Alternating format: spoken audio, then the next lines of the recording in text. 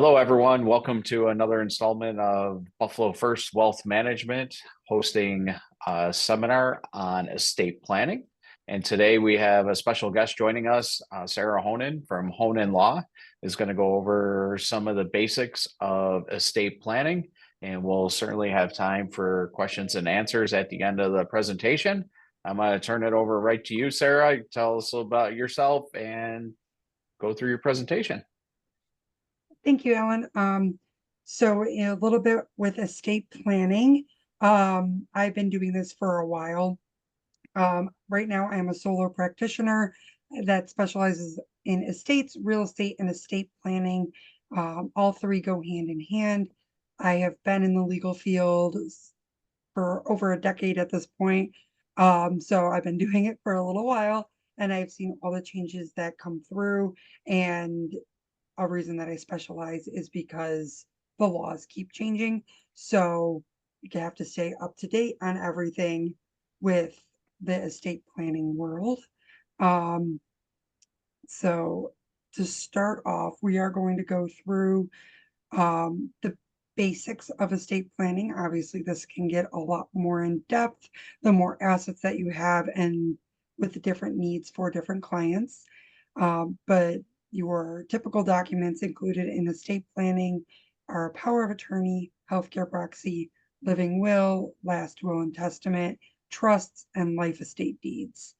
So I'm going to break each one of these down just a little bit more so that everyone can make a decision if these documents are right for them. And obviously, um, if people need more in-depth conversations about a specific document, that's something that I can always set up. Power of attorney, it gives your agent the power to help you with financial decisions. So a power of attorney, I did put a snippet here from the actual power of attorney form of the different things that your agent can help you with. Now, your agent is whomever you choose to work on your behalf. So your agent could be your spouse, it could be your children, but they'll be able to help you with all of these financial type decisions between real estate, banking, bonds, claims, litigation, goes through a laundry list of items. They do make it a little easier for you if you want your agent to help you with everything, that you can just initial the bottom at P down here. That's, that gives the powers of A through O above. So at least they gave a little bit of a shortcut in the form so you're not initialing every single thing, especially when I get to my older clients that are doing this and they're having trouble with writing. This helps a lot with not having to initial, you know, 14, 15 times. You just need to initial once on that page. But we do give caution to doing power of attorneys. A power of attorney is a blank check to your life. So this person, if they have their signed power of attorney form, can go into the bank, say that they have your power of attorney, and have full access to your bank account. So that's where we say caution to the person that is signing this, just because you need to fully trust whomever it is that is your agent. Um, so a lot of times it is your spouse, that is typical. And then once people get older, a lot of times it's their children, but it can be any person that you trust is going to be helping you with your wishes financially. That's going to be helping with anything with real estate and is there for you on that aspect of things.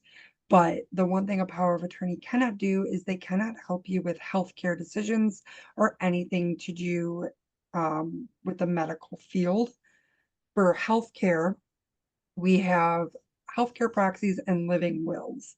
So the difference is slight, but I usually do them together. And your agent for a healthcare proxy is usually, and living will are usually the same person. This is for healthcare decisions only. And a healthcare proxy versus the living will. The healthcare proxy is when you can't physically make your wishes known, such as you're in surgery, you're, sedated. that is when your healthcare proxy can come in and make those decisions for you. Whereas the living will is end of life decisions. So this is when you are terminally ill. You're never going to be waking up. You have no quality of life. This is when the living will comes into effect. Whereas a lot of people in their living will ask for to be made comfortable, but not to be put on respirators and um, to not have any sort of life-saving devices. It's just to be made comfortable and to be taken off of any machines. Whereas a healthcare proxy, that's more typically what you see, where people just aren't able to physically speak because they're in surgery or sedated. With your healthcare proxy, you need to make sure that you trust who you're choosing and that they know what your wishes are and what you would want. They need to be of legal age, they need to be nearby, um, and they could really advocate for you when you're unable to answer any decision, any of the questions that the doctors have. This person is really the person there to step up and do what is in your best interest. Also, having that healthcare proxy appointed, it helps to manage conflict between family because, if it's just you and you have your two children, usually the children will fight over who has control. With a healthcare proxy, you can name one primary and then you can name a secondary, but the primary acts alone. Their decisions are final, whereas with the power of attorney, you can have co-agents. You cannot do that with a healthcare proxy because we are looking for one person to make the decisions on your behalf, and it really cuts down on the fighting between family when it comes to those types of decisions. Um, the healthcare proxy and power of attorney are only valid when you are alive. Upon your passing, we go to the last will and testament. With a will, with the basic will, what you're doing is you are saying who you want to receive your items.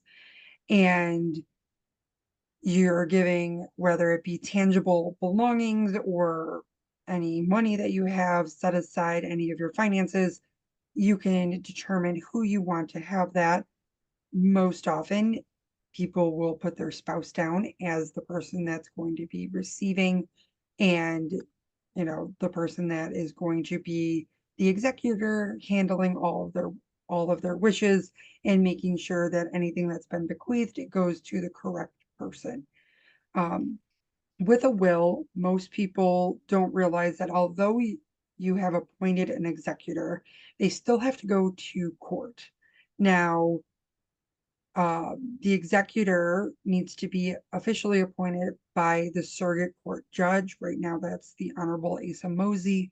She will review the will, they review the petitions to the court. And this is when you hear somebody say that their will has gone into probate. It means the court has now gone over the will, and they're making sure that the proper person is appointed. Probate can last a long time. It is a minimum of 7 months. That minimum is from the date that the court approves the will and approves the executor to the time that you can actually close out the estate with the court. It's a minimum of 7 months, and that's by law for any creditors to be able to come forward and put a claim against the estate. So any beneficiaries in the will have to wait 7 months in order to actually receive anything that they are being given in the will. It's a little different when it's items. If you're giving, belongings versus finances, because normally those creditors that are coming forward are just looking to get paid on something. They don't really want, somebody's clothing or furniture. They're looking for assets that really have a worth or a value behind them. And these can range from medical to credit cards that are coming forward looking for payment. Usually the largest asset in an estate is real estate, which we'll go over in a little bit. But when real estate is involved, There's different things that the court can do that's to make sure that your creditors are paid. So if you do have creditors out there and you haven't protected the real property the way that you could have, it could be sold in order to pay those creditors. But there are ways to make your real property a non-probatable asset, which would then go around those creditors. And we'll talk a little bit about that when we get to real estate. But that's really what it means when they say that the will has gone to probate. If you don't have a will, it's just called administration. That is the difference between probate and administration, is if there is a will or not. But when it comes to what is a probatable asset, those are any things with any accounts without specific beneficiaries in them. If you have accounts with your financial planner that have a specific beneficiary, like if I put my husband on there, it would go directly to him. It would not go under the will, which means you can kind of skirt around the having to go through court and the 7-month waiting period, and it can go directly to that person. I am a huge proponent of putting beneficiaries on things so that people can get their funds a lot quicker, and you're not subject to all the timings and the wait periods that the court gives. Also with having a will, there's kind of a division between a distributee and a beneficiary. A distributee is someone that would receive your items if there had been no will, and a beneficiary are those that you name in the will. That's the difference between them. It's not really too much more complicated than that. Distributees are labeled under a statute, EPTL 4-1.1, gives an order of who receives if you do not have a will. So if you have a spouse and children, your spouse receives the first $50,000, and then the rest is split between the spouse and the children. This gets very sticky when it's young children involved, because then they are entitled to a little bit of the assets, and then you have to set up guardianships, and it can make it a lot more complicated. Whereas if you have a will, you can say that you want everything to go to your spouse instead of just going directly to the spouse and children. And this really cleans a lot of the mess up. And that's usually what people want. Most people want their assets to go directly to their spouse. They don't realize that, if there is no will, that the children do have a stake in the game, even if they are underage and even if they are very young. If there are no children, it goes to the spouse directly, 100% to your spouse. If there's no spouse or no children, or sorry, if there's no spouse, it goes directly to the children, split equally. And it gets a little fuzzy with, if children have passed away already. So there's a lot more involved if that has happened. But no children, then it goes to the parents of the person that passed away. No parents, pretty much your siblings. And then it keeps kind of going down the chain, and it really goes out pretty extensively into cousins after this. I know a lot of people's first gut instinct is, if I don't have a will, that it goes directly to the state, but that's not directly true if you don't have really a next of kin. And you've gone through all of these lineages and all these lines, then it can go to the state. There is a provision for that, but it takes a lot for it to get to that point. But really, if you want to make sure that your assets go to who you want them to, a will is your best bet, or beneficiaries on those accounts really do streamline everything. Now, when you do make a will, those that would receive, had there not been a will, do get notice of the proceedings. So they do. So let's say you're leaving everything to your spouse and you have adult children. Those adult children do get notice of the proceedings and do have to sign off on the will. And all that means is they don't have any objections to it, because they could come to court saying that the will was fraudulently signed, They could come in and say that there was undue duress, that the spouse forced them to sign it. Um, this happens a lot when you have blended families and children from a previous marriage. So that's when those types of issues come up. Although, a lot of people that have, your husband and wife and your two children, you don't think about it that way. That's where it really comes into play, is when you have two families that merge and step siblings. That's really when you see that in the courtroom of children saying that the will is invalid or trying to argue it.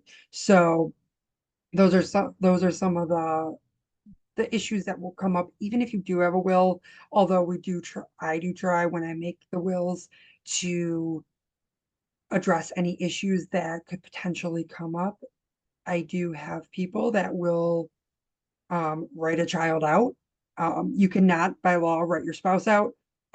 They do have a right of election to the estate. They don't have a right to all of it, but that's a little a little too much into the weeds. But if you do write a child out, when I do my wills, I still mention them and say that they've been specifically written out of the will, just so they can't come to court and try to have the will thrown out saying that mom or dad wasn't in their right mind. They just forgot about me. That has come up. That has been an argument I've seen in the courtroom. So I do try to go through those kind of specifics when I put together my wills, so that we can try to eliminate as many issues that can come up after passing that as possible. Um, so I did say that I was going to talk about deeds and real property. One of the ways to protect real property when it comes to estates are life estate deeds. Now, when you have a deed to a house, there are different ways that it can be what they call titled, or you'll hear someone say that they have title to a property. All that means is who owns the property. Now, you could own it by tenants by the entirety, which just means it's a husband and wife owning it. That is all that it means. And if the husband passes away, the house is 100% the wife's, and vice versa. Joint tenants is very similar, except you're not married. That's pretty much the biggest difference, is that the two or more people that own the property are not married, and if one passes away, it's 100% the others, and vice versa. Tenants in common is where things get really sticky, where if you have a piece of real property and you own it with, person A owns it with person B as tenants in common. When person A passes away, their share goes into their estate and to whomever their distributees or beneficiaries are. And same thing with person B, their share goes to their estate. So then you have people probably that have never even met owning real estate together, and it can really muddy the waters. With a life estate deed, this happens a lot, with husband and wives adding their children on to their real property. What that means is you're adding your children as what are called remaindermen. So you, as the current owners, you retain ownership of the property, but your kids are given a future interest in that property. So um it technically takes it out of your name, but you have every right to be there, live there. They can never evict you. As long as you and your children sign off, you can get a mortgage on the property. That is the one downside of a life estate deed, is if you sell the property during your lifetime, whoever you added on as a remainderment has to sign off on that property being sold. And that's just because they do have a future interest, and title companies want to make sure that everyone has signed off so that nobody can come back and claim the property later. A big plus of life estate deeds is it starts the 5-year clock on the Medicaid look back period. So if you're going into any sort of assisted living, senior living, and you need government assistance, there is a 5-year look back period on your assets. And life estate deeds start that 5-year clock. So even though you still have the house is technically your asset, it does start taking that out of what the government aid would look at in order to get you the maximum amount of aid available, if that's something that you qualify for. Also, upon your passing, whoever you name as a remainderman automatically is the owner of the property. Nothing else needs to be filed. Um, when you do the life estate deed, you file the deed, and that is it. Nothing else has to happen. And upon your passing, whoever the remainderman is can move in if they want, sell it if they want. It is 100% theirs, and they can do with it as they please. Um, and going back to that 5-year clock, it does allow you to maintain some control over the asset while having that clock starting to tick. Whereas trusts, you have a lot less control, which I will go over briefly in a second. With life estate deeds and how your property is titled, I mean, you got to look at your future and your kids' future, and planning it is really something that you need to do with your kids. And it will avoid a lot of problems, since most estates in our area, when they are opened, it's because they're dealing with real estate. And once again, you have those 7-month periods where, yes, you can sell the property in those 7 months, but those proceeds cannot go to any of your distributees until the 7 months are up.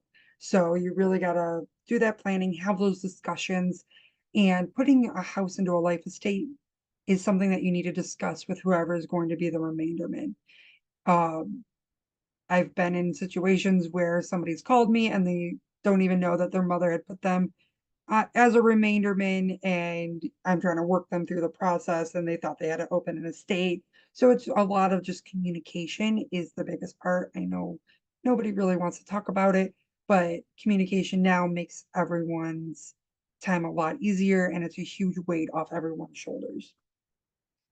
um, with trusts. Um, these can be used not only for real estate, but kind of an umbrella to all of your assets. If you have any 401ks, not 401ks, I apologize, any bank accounts, or pretty much any asset that's in your name alone, you can put under a trust that can kind of protect you in that 5-year clock as well. There are a couple different types of trust. There is an irrevocable trust or a revocable. Irrevocable will start the 5-year clock, but you pretty much lose all control over those assets. You don't have your hands on it, and that's why the 5-year clock starts. Whereas a revocable trust, they see it as you still kind of pulling the strings. So they don't start that 5-year clock, and because you're able to change the trust, cancel it, pretty much do whatever you want with it when it's a revocable trust. Um, that's why the government does not see that as something that can start that clock, because you have too much control over those assets. That's why I kind of like with the life estate deeds, you still have control while also starting that clock. Um, Also, if you put your property into trust, you no longer will qualify for star tax reductions. You lose those tax breaks, whereas a life estate deed, you do not lose those. I know you can kind of tell I lean a little towards those, but it's just, I think, a lot easier and a little more straightforward for most people, because unless you have a lot more assets that can all be umbrellaed under the trust, then that would be something to break down, because every trust is a little different, a little hard to sum them up just into one, but every single one I kind of say is a choose your own adventure, where you have different things that you add in, and depending on who your beneficiaries are, who the trustees are, and the amount of assets that you have in there. But those are just things to think about when thinking about putting what you're going to be doing with real property in particular. Um, so I do have a few examples of what not planning can do, and just kind of examples of what can happen when there's blended families versus kind of the classic view that we have of two parents, two kids. So I'm just going to run through some of those, unless Alan, you have questions first. Yeah, I can, I do have a few questions that popped Okay. up. Yeah. I guess back to that power of attorney, Yep. do you have to show proof that that person is incapacitated and the power of attorney then kicks in? Or No. as long as you have a copy of that document, you can just go to the bank and, hey, I'm a power of attorney, here's my ID, and I can do the banking.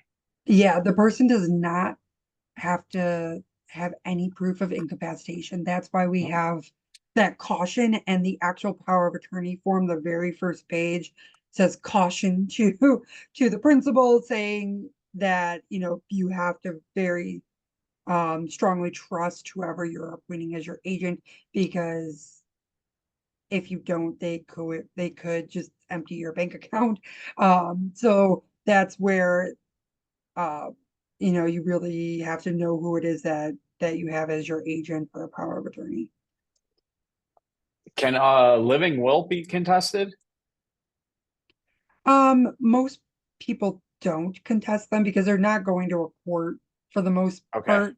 They go more to the doctors and wherever you are, if you're in a hospital or hospice care or something along those lines, those are the people that you really need. And what it does is it kind of gives your family a peace of mind for the most part with a living will, that this is what you want, because it's very hard for especially kids to take that step.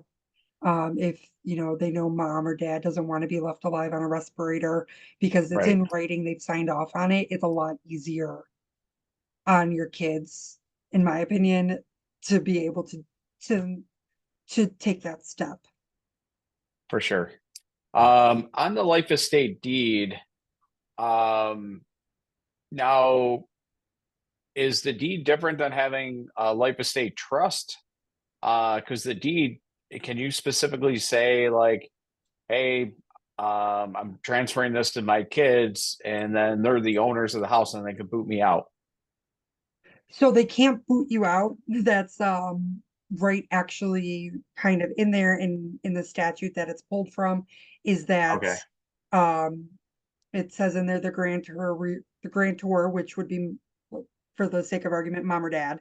Um right, Mom or dad reserve the right to reside in the present or in the residence, um collect rents, mortgages, you know, just there's a whole language in the deed itself saying that they cannot be kicked out. They cannot be evicted. Um, and you know, if one of the kids does do that, obviously, that's where litigation gets involved. And you know, right, you can reverse that deed then because they have not followed what you need to do. But it does take time and you know, time to reverse that. But it is possible if the kids are trying to evict mom or dad based on a life estate deed. so there comes the opposite of where we've come across clients that have their mom or dad have sold them the house for $1, which then they're taking actual possession of that house. So none of that stuff then applies then, correct? Correct. So if mom or dad is just selling it to you for you to live in, that's usually a quick claim deed or a warranty deed, which just says, here's the property, I'm Right. out of here. Um, yeah, so there's different language that can be in the deed that will determine which one that it is. All right. Just can I shoot a question about the Yeah. quitclaim deed? Is that something that typically you need to involve an attorney, or is that a boilerplate document in order to execute the quitclaim deed? Because I had a client with the situation where after her divorce, the husband was never removed from the deed. Um, Typically you could just find one to do. It would be pretty simple because it's the deed Right. itself, um, two tax forms and a notice of conveyance. Those are the four things that at minimum go on when you file a deed, every single time you file a deed. Um, there's different there's the two tax forms. The one tells the tax office where the new tax bills need to be going with the buyer. The other one is what gets the seller off, tells the municipalities that the seller is a New York State resident or not. And then the notice of conveyance was new, I want to say in 2021, because of how much deed fraud was happening, where people were transferring properties that they didn't own. So now, yeah, now a notice goes out to the record owner saying your property was sold. If you didn't do it, that's fraud. Contact us. So there's different things for different reasons, but those are the 4 minimum documents that would be needed in order to just do a quick claim deed. Thank you. Sarah, I need to ask you something. I'm going to go back on a will. Yeah. I've seen a situation where there were 4 co-executors. Is that a real smart thing to do on a I will? would say no. Okay. So people do that because they don't want to hurt anyone's feelings, is what I find, is they'll say, oh, well, I just want all 4 of my kids to do it. Well, you kind of need one person that's level-headed to put their foot down. And when you have all 4 of them in a position where they can make the decisions, it just kind of puts everything at a standstill because there's nobody with greater power than anybody else. So I do co-executors. I like only having one because you really want one person that really has the power. When I do my wills, I usually have an executor and a successor executor. And then in some cases, I've even put a third, depending on whatever the situation is. And also, if somebody requests co-executors in their will, I put a clause in mine saying if both don't want to do it, then one can do it on their own. And that's part of going to the court. That's where the court makes sure that everyone is properly noticed or waived their right to be the executors. But I would not recommend putting 4 executors or Right. co-executors down. Right. So I too have many one cooks more in the kitchen. Yeah. Yeah, that's exactly right. I have one more question, Sarah. Mhm. And it's the case of you have a will and you have your beneficiaries. There was a situation that I was aware of where there was a single person, never been married, had no family, and had, I think, about 4 different beneficiaries. The attorney, it took almost 2 years to resolve this. And the attorney said there's a law where they have to go out and see if there's any distant cousins of any kind that could possibly contest the will. But if you have the beneficiaries, how could somebody contest that if it's like a second or third cousin? Yes, so what the court does is it goes down further on that list that I gave from that EPTL 4-1.1, Right. where Right. they go all the way down that list. Because those are the people that it's hard because my clients get mad about this too, where, if you're named as a beneficiary, you think, okay, yeah, I should just get what it says.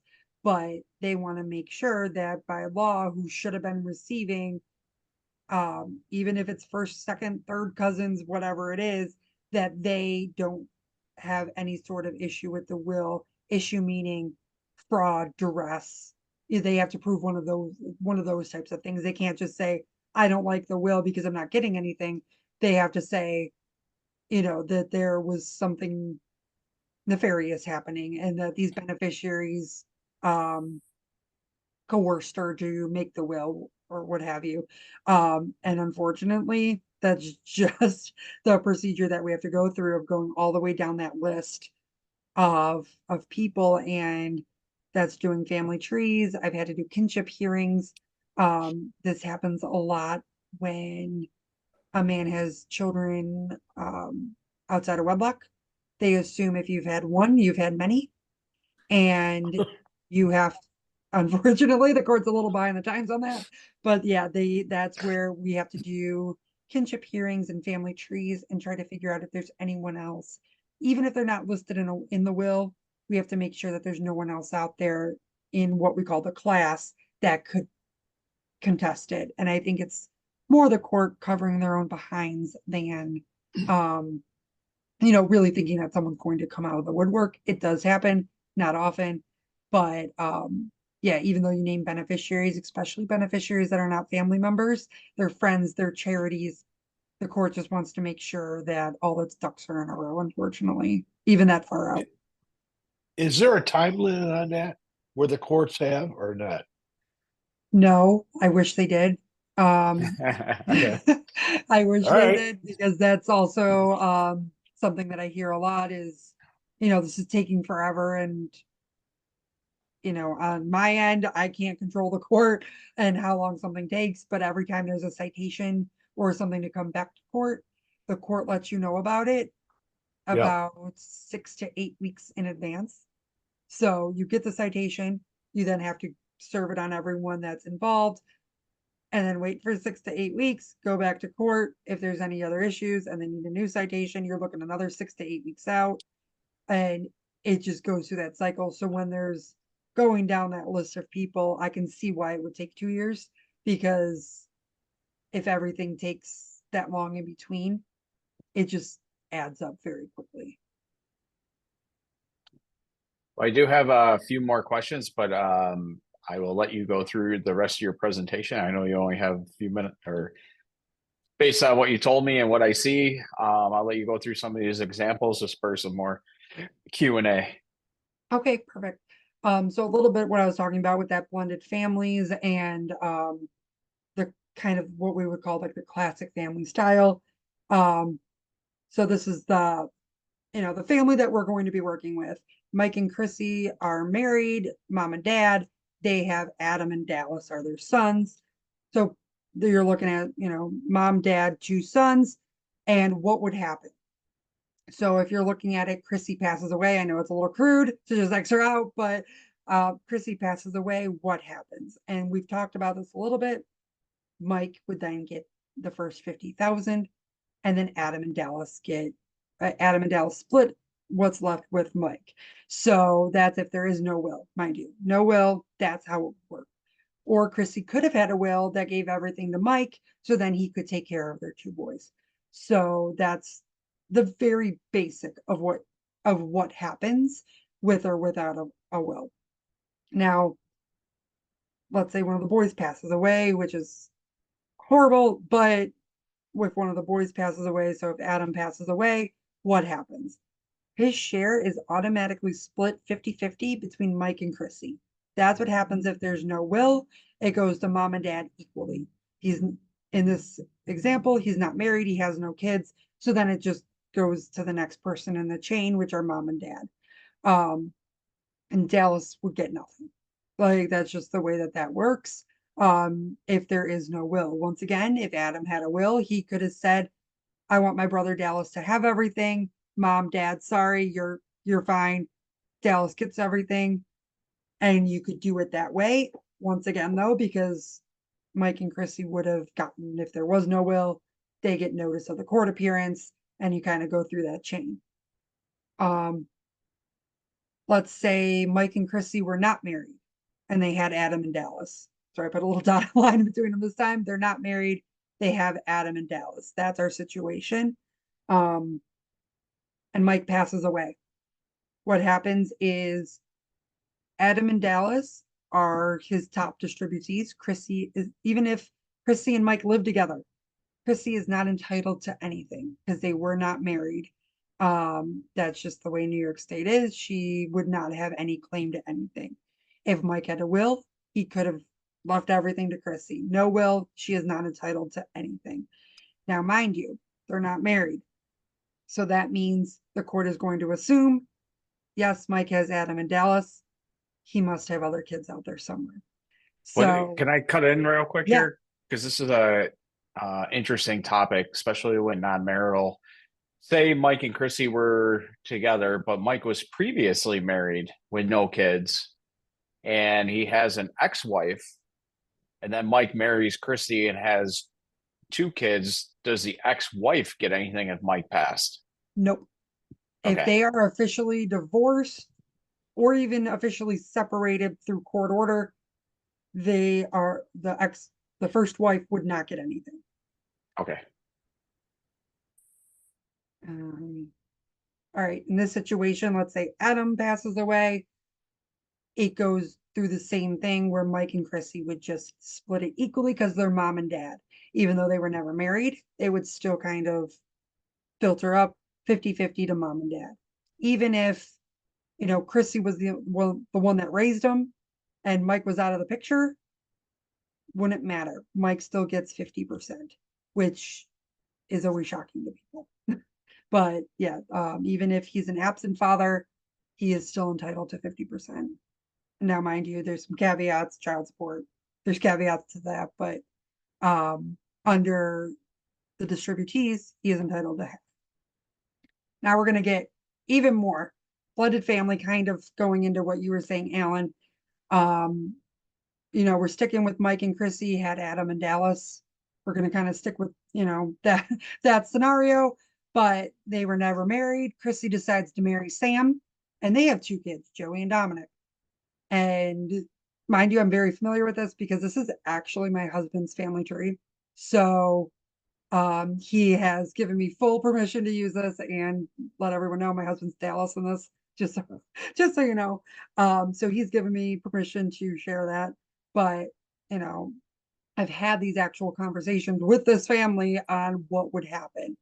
Now, Chrissy married Sam, they had Joey and Dominic. What happens if somebody passes away in this scenario? And now, mind you, Mike is an absent father in this scenario. Sam raised all 4 boys. He considers all 4 his own. Something happens to Sam, Sam passes away. What happens? Well, Chrissy's entitled to the first 50,000, and Joey and Dominic then split the rest with Chrissy. If he did not legally adopt Adam and Dallas, they are entitled to nothing. Even if he raised them from a year old, they are entitled to nothing. And that is very hard for a lot of people to swallow and understand. And this is where wills really come into play, because this is where Sam should say that he wants all 4 boys to get something. Because right now, Adam and Dallas are not his blood children. They do not get anything in that scenario. So that's just something to keep in mind, especially when it comes to blended families. That if there's no legal adoptions taking place, that's under the court's eyes, those aren't his kids. Now, if something happened to Dallas in this situation, which this has been a real conversation that we've had, Mike's an absent father. He was raised by Sam and Chrissy, and this is before we got married, mind you. What happens? His estate is split 50-50 between his absent father, Mike, and his mother, Chrissy. Sam gets nothing. Even if Sam raised him, changed his diapers, he gets nothing. And so that's also where estate planning is really big for these types of blended families, so that the people that you want to receive your belongings actually receive them. In our own scenario, we actually did an adult adoption between Dallas and Sam. It's also an estate planning tool that you can use as well. So now Dallas is really in Sam's kind of line, and he has nothing to do with Mike, because you'll see in an upcoming slide what Mike's real family tree looks like. We can skip if something happens to Chrissy. I will skip those ones. But yeah, here we are with actually how Mike's family tree is, so that you can see why we did an adult adoption. So Mike and Chrissy never married, gave birth to Adam and Dallas. Mike and Beth never married, gave birth to Amanda. Mike and Danielle never married, gave birth to Derek and Tim. So now you have an estate where there are many half siblings and no spouses, and the court is definitely going to assume that there's more kids out there and that more people should be involved. And these other types of this estate would easily take 3, 4, 5 years to even get open, because of the amount of people that have a stake in this, and closing that class of kids would be very, very difficult. And this is also why we got Dallas out of that family tree, because I am not going to be the one dealing with it, because I know that's what would happen. But you're looking at, 5 kids just there alone that have a say in Mike's estate, no will, who gets what, they don't all get along, and it becomes an absolute disaster.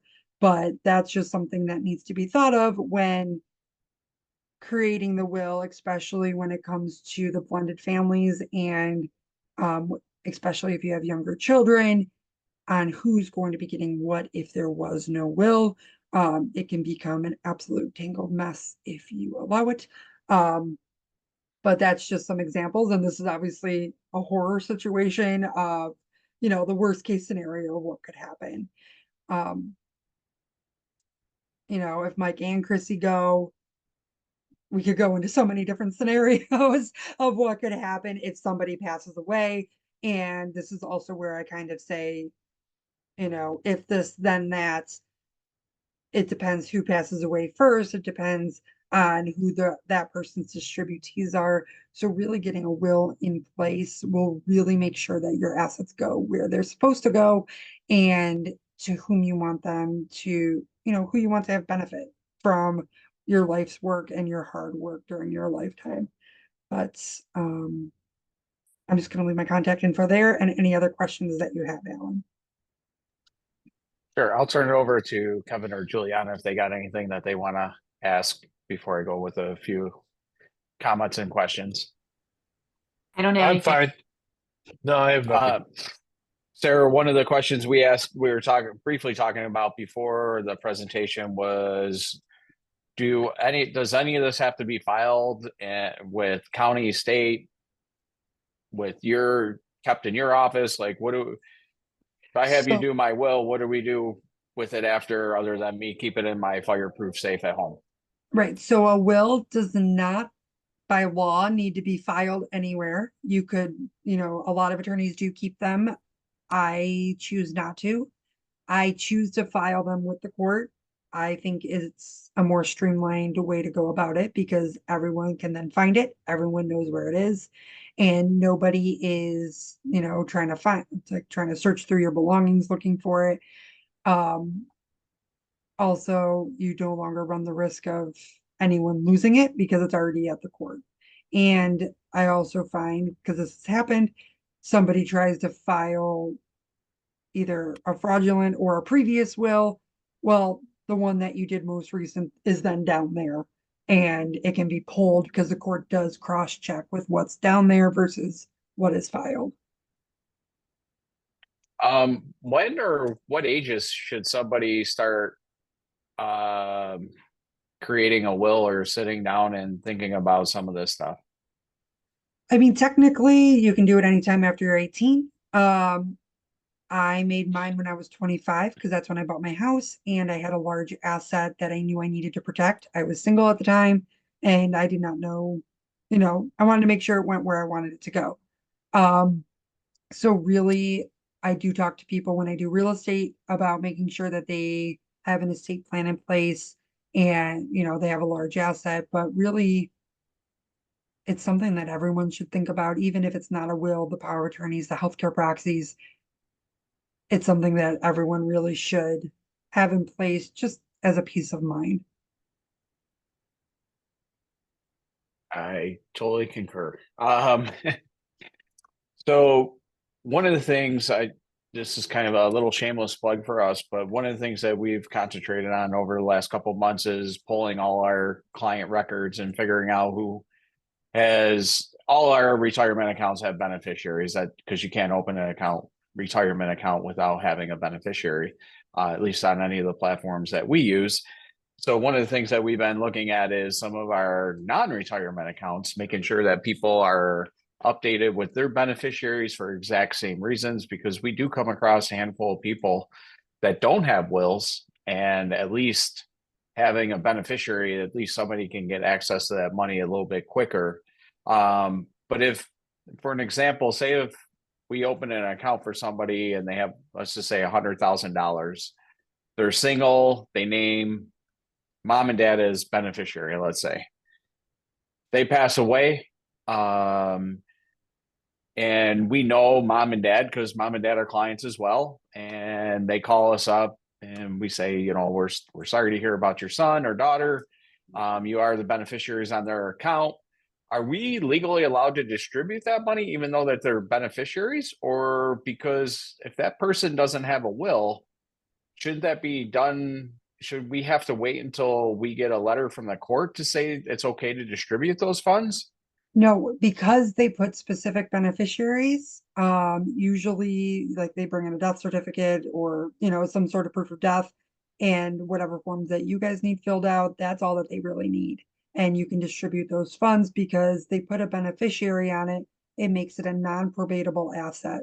So it goes Okay. outside the will, it goes directly to whomever the beneficiary is. And one of the things I think people miss too is one of the things that we come across often is even checking and savings accounts at their local banks. Many newly married people. I just had a conversation where the gentleman last night is going to be getting married, and we had the conversation: are you going to have joint finances, or are you going to continue to use your separate accounts? If somebody gets married, or not even married, back to the same young individual that passes away, if they don't put beneficiaries on their checking or savings account, then that would be probatable, right? They would, then you would have to Correct. go through the process. Okay. Yeah, yeah. If it's a single account, if it's not, so if it's a joint account and a true joint account where both people are using it, it's not just one for convenience, but like both people are using it, if it's a joint account, it's considered a non-probatable asset and it's all the other person's. If it's, you know, a single checking account, you'll say it's just in my name, I pass away, and there's no beneficiaries on it, it goes into my estate and it has to go through the courts. The banks make it pretty easy to add a beneficiary, or they call it a paid on death. A POD is what a lot of banks will call it. And you can add it on there and kind of the same process. If you have that on your checking your savings, bring in the death certificate, fill out their forms. And usually it's a couple weeks versus 7 months. So And to all the listeners out there, when they say, well, I'm young, it's not going to happen to me. Juliana and I were talking a week or so ago. In the last 2 years, we've had more clients under the age of 55 pass away than we've had over 70. So, you know, these things are very important. You just never know. I mean, it's sad and very, very sad in a way. You know, when we get those phone calls of young people passing away, but it does happen. And to every point that you laid out is nobody's invincible, and proper planning prevents, you know, back to the blended family situation. Holy cow. right. That could get really ugly really quick, and a lot of feelings hurt. Yeah, it definitely can. So that's where putting your wishes on paper just makes life a lot easier for everyone. For sure. Well, we're just about out of time, and thank you very much for taking the time to plan and present today. We really appreciate it. And again, Sarah's information is up on the screen, and we'll be sending out links via our YouTube channel for people to watch the presentation back. Thanks again, Sarah. Really appreciate it. And have a great day. Awesome. Thank you. Thank you, Sarah. Thank you.